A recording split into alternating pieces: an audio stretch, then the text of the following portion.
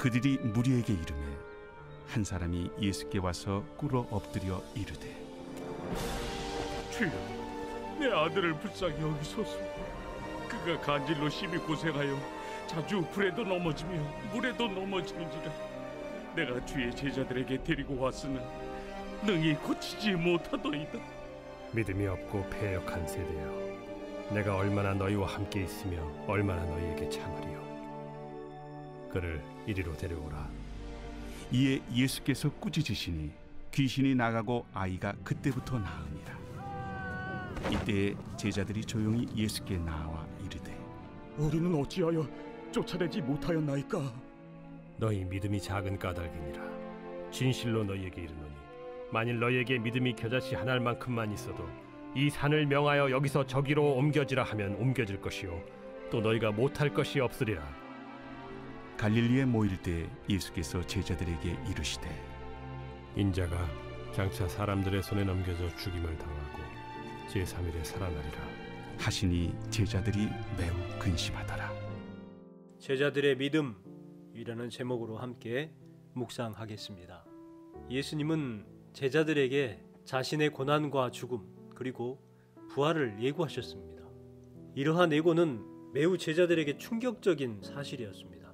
하지만 예수님은 자신이 영광 중에 올 것을 예고하셨고 3명의 제자들을 데리고 산에 올라가셔서 기도하셨습니다. 그 자리에서 영광스러운 모습으로 변화되어 보여주셨습니다. 그런 와중에 제자들의 좌충우돌의 모습을 계속해서 보게 됩니다. 다시 말해서 예수님의 제자들의 신앙이 어떠한지를 보여주는 것입니다. 산 아래에 있던 제자들은 예수님이 그들과 함께 있지 않자 하나님께서 주신 능력을 드러내지 못합니다. 예수님은 그들을 향해서 믿음이 없다고 책망하셨어요. 또한 그들은 예수님의 고난과 부활 예고를 듣고 근심에 사로잡힙니다. 제자들의 연약한 모습을 성경에서 드러내는 것은 우리의 믿음을 돌아보게 하기 위함이었습니다.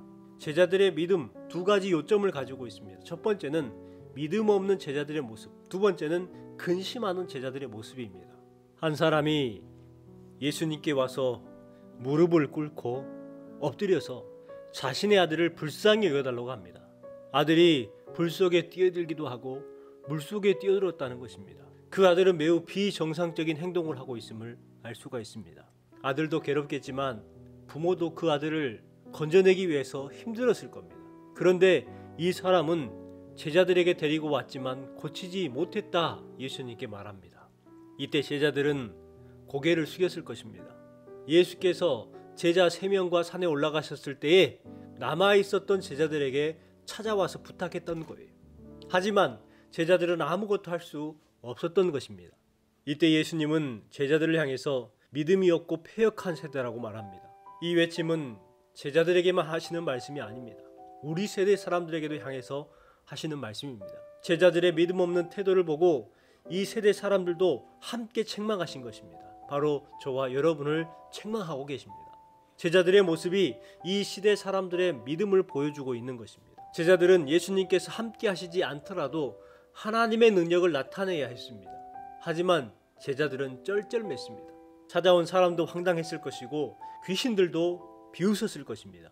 하지만 예수님께서는 제자들과 달리 악한 영을 꾸짖으셔 그 아이를 고쳐주셨습니다. 예수님은 하나님의 능력을 나타내셨습니다. 이단들이 말하는 것처럼 모든 병의 근원을 귀신으로 말한다면 그것은 잘못된 것입니다. 오히려 병을 치료하는 데에 방해가 되는 것입니다. 예수님의 제자들은 조용히 예수님께 가서 묻습니다. 우리는 어찌하여 쫓아내지 못하였나이까? 이 질문에 예수님께서 명확하게 답변하십니다. 너희 믿음이 작은 까닭이니라. 그들에게 믿음의 문제가 있었다는 것입니다.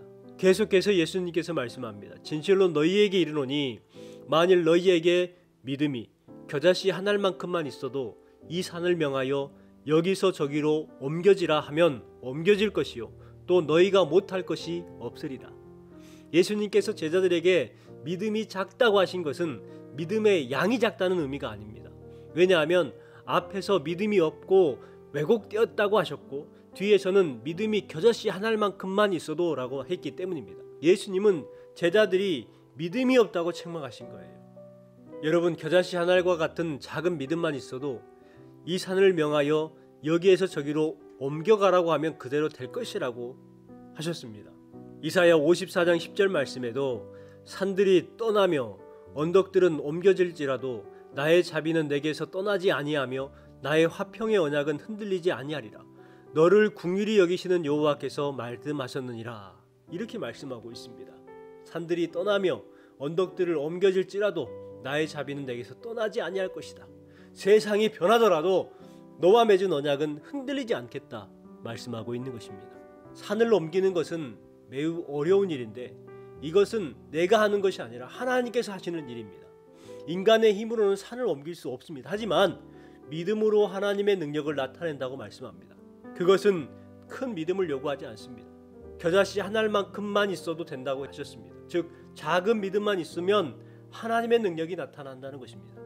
따라서 예수님께서 말씀하시는 믿음은 믿음의 양을 말하기보다는 하나님의 능력을 온전히 신뢰해야 한다는 것입니다.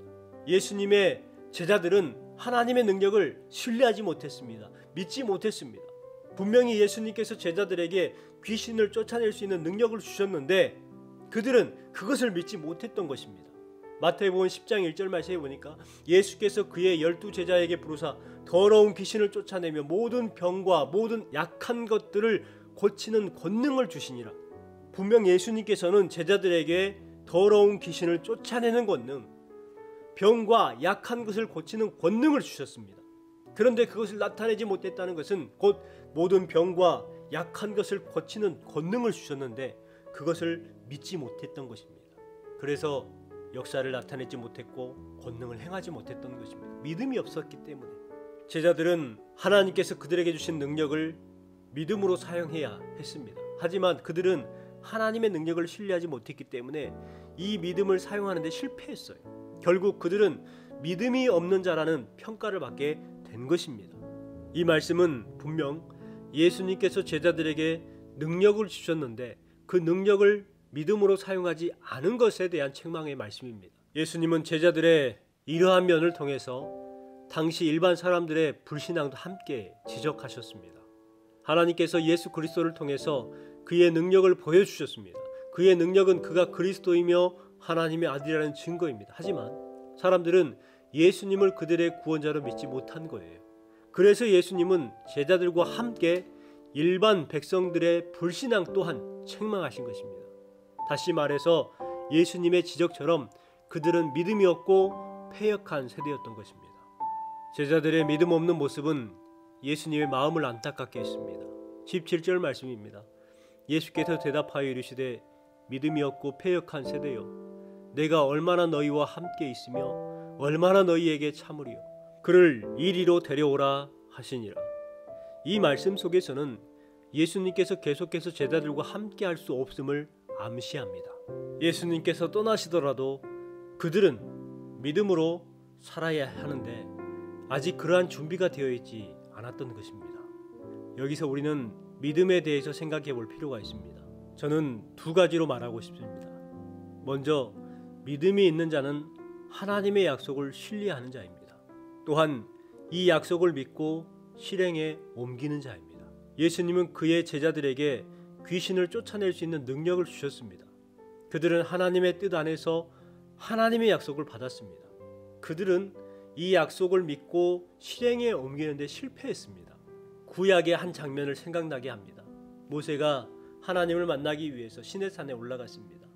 하지만 모세가 산 아래로 내려왔을 때에 아론과 이스라엘 백성들은 황금 송아지를 만들어서 수상 숭배를 하고 있었습니다. 모세는 산에 내려와서 이 장면을 보게 돼요. 하나님께 받았던 십계 돌판을 던져버립니다. 이스라엘 백성이나 예수님의 제자들은 그들의 지도자가 없더라도 믿음을 드러내야 했습니다. 그들은 하나님께서 행하신 놀라운 일을 목격했기 때문에 충분히 하나님을 신뢰하며 살아갈 수 있었습니다. 하나님은 그들에게 충분한 은혜와 능력을 주셨어요. 하지만 그들은 부끄러움을 드러내고 말았습니다. 그들은 그동안 무엇을 보았을까요? 하나님께서 그들에게 주신 능력을 그들이 신뢰를 했을까요? 예수님께서 돌아가신 후 제자들은 이전 생활로 돌아갔습니다. 하지만 부활을 목격한 후에는 달라졌습니다. 믿음이 없는 자들이었지만 이제는 믿음이 충만한 사람으로 변화되었습니다. 여러분, 믿음은 하나님의 약속을 믿는 것입니다. 믿음은 하나님의 능력을 신뢰하는 것입니다. 저와 여러분에게 하나님의 능력을 신뢰하는 이 믿음, 하나님의 약속과 능력을 그대로 받아들이는 이 믿음이 함께하기를 주님의 이름으로 축원합니다.